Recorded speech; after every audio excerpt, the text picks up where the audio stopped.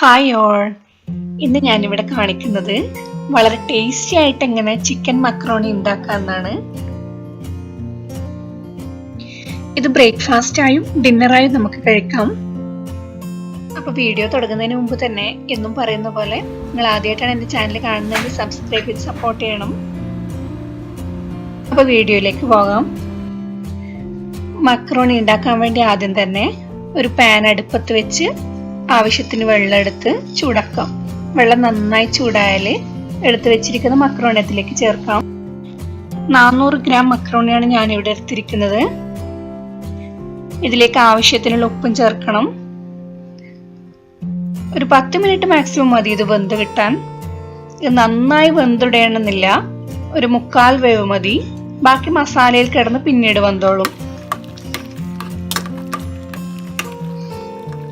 ഒരു 10 മിനിറ്റ് ശേഷം ഇതിലുള്ള വെള്ളം കളഞ്ഞ് നമുക്കൊരു അരിപ്പയിലിട്ട് വെക്കാം. പിന്നെ മക്രോണിയിലേക്കുള്ള മസാലക്ക് വേണ്ടി ഒരു പാൻ ചൂടാക്കി കുറച്ച് എണ്ണ ഒഴിച്ച് അതിലേക്കൊരു വലിയ സവാള, മീഡിയം സൈസ് ആണെങ്കിൽ 2 എടുക്കാം, നന്നായി കട്ട് ചെയ്തിട്ട് അതിലേക്ക് ആവശ്യത്തിനുള്ള ഉപ്പും ചേർത്ത് നന്നായി വഴറ്റിയെടുക്കണം. ഉള്ളി എത്ര വഴന്ന് കിട്ടുന്നോ അത്രയും ടേസ്റ്റ് ആയിരിക്കും മസാലക്ക്. പിന്നെ ഇതിലേക്ക് ഒരു പിടി കറിവേപ്പില ചേർത്ത് കൊടുക്കാം. നന്നായി വഴറ്റിയ ശേഷം ഇതിലേക്ക് പച്ചമുളക് ചേർത്ത് കൊടുക്കാം. 2 പച്ചമുളക് ഞാനിവിടെ എടുത്തിട്ടുള്ളത്. നിങ്ങൾക്ക് കൂടുതൽ എരിവ് വേണമെങ്കിൽ അതിൽ കൂടുതൽ ചേർത്ത് കൊടുക്കാം.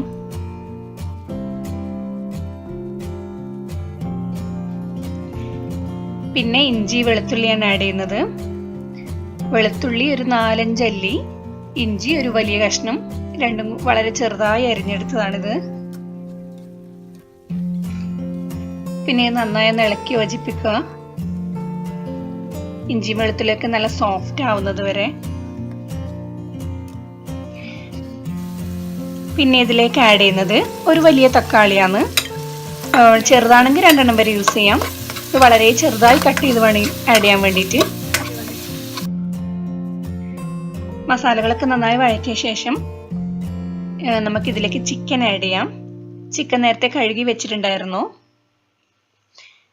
ചിക്കൻ കുറച്ച് ചെറിയ പീസ് തന്നെയാണ് ഇതിലേക്ക് ആഡ് ചെയ്യുന്നത്. ഒരു 250 ഗ്രാം ചിക്കനാണ് ഞാനിവിടെ എടുത്തിട്ടുള്ളത്. നിങ്ങൾക്ക് കൂടുതൽ വേണമെങ്കിൽ കൂടുതൽ ആഡ് ചെയ്യാം.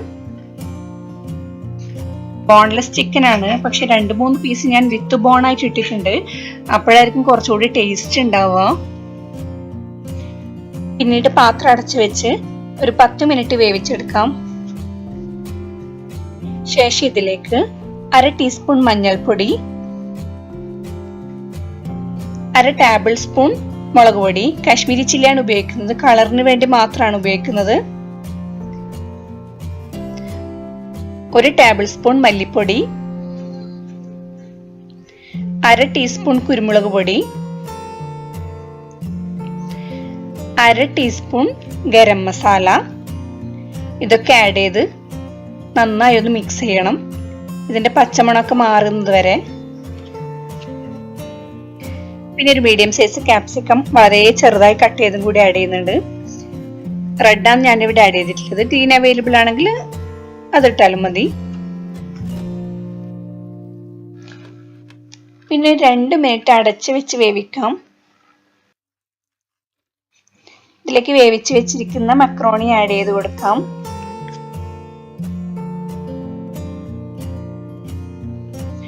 പിന്നെ നന്നായി ഒന്ന് മിക്സ് ചെയ്ത് പാത്രം അടച്ച് വെക്കാം.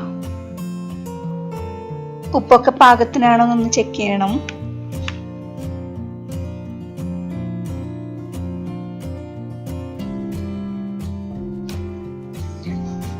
പിന്നെ ഒരു 5 മിനിറ്റ് കഴിഞ്ഞതിന് ശേഷം ഇതിലേക്ക് നമുക്ക് 1 table spoon tomato sauce add ചെയ്യാം.